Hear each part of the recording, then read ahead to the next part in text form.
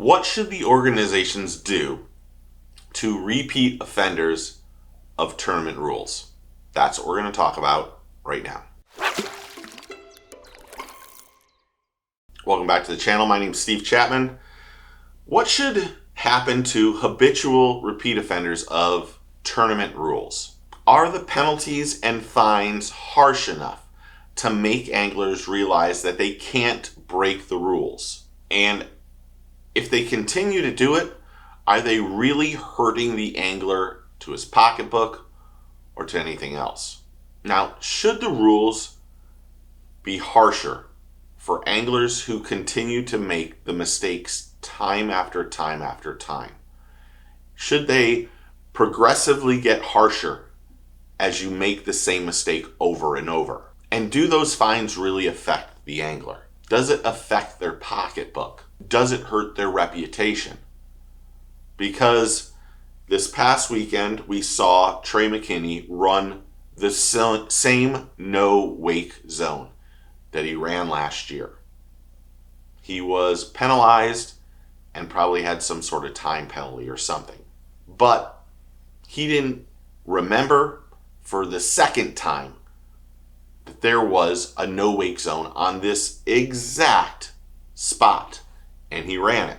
And unfortunately, I'm going to use Trey as the example in this video because last year, controversy followed Trey throughout the season.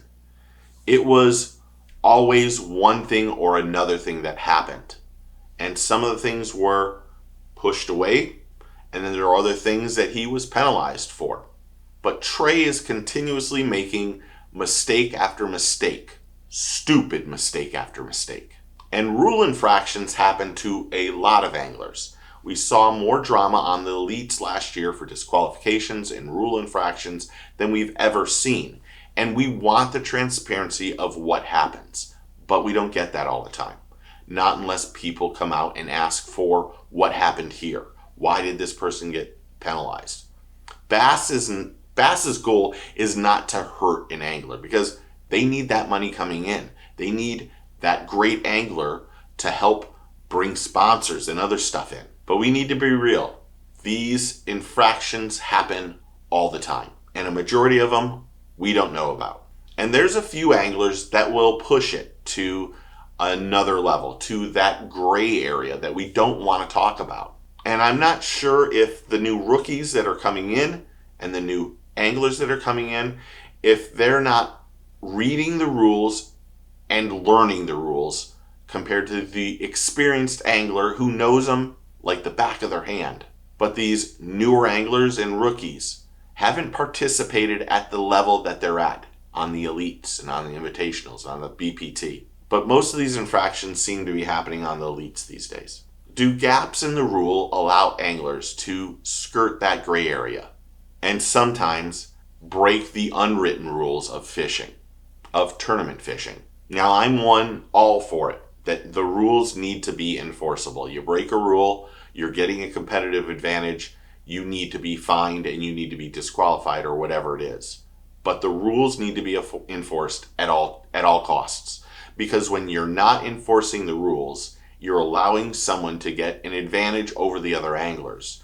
And that doesn't work for professional fishing. And when we find out these infractions, it does help restore some of our faith in the organization, that they're doing what's right. But it doesn't matter who breaks that rule or that infraction, at what level, from the top angler to the bottom angler.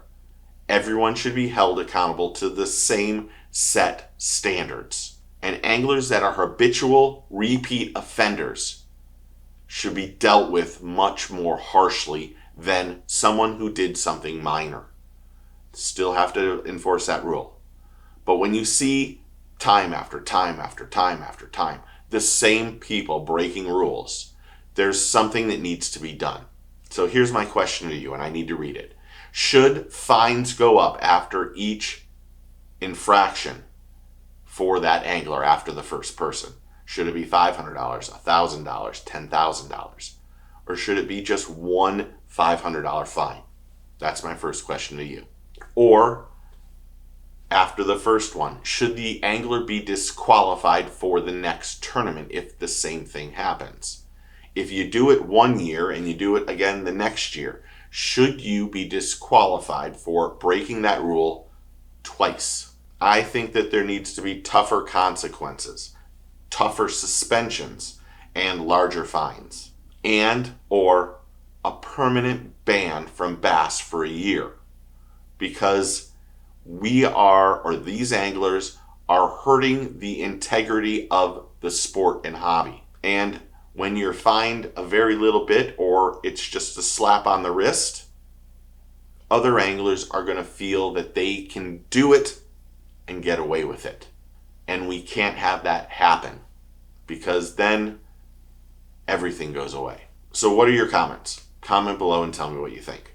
Thanks for hitting that like and subscribe button. Thank you to all the new subscribers and members and all the people who comment on the channel. I really do appreciate it. You guys are amazing. And it's 6:21 in the morning and my voice sounds weird. Probably sounds much deeper. This is the only time it'll sound like this. But thank you for being part of the team and the family. Thank you for subscribing. I really do appreciate it. Friday nights we go live, 8 p.m. Eastern Standard Time on the channel. So if you're free, come out, join us, and have some fun. Remember, take your kid fishing, tight lines, cheers, and get your fish on.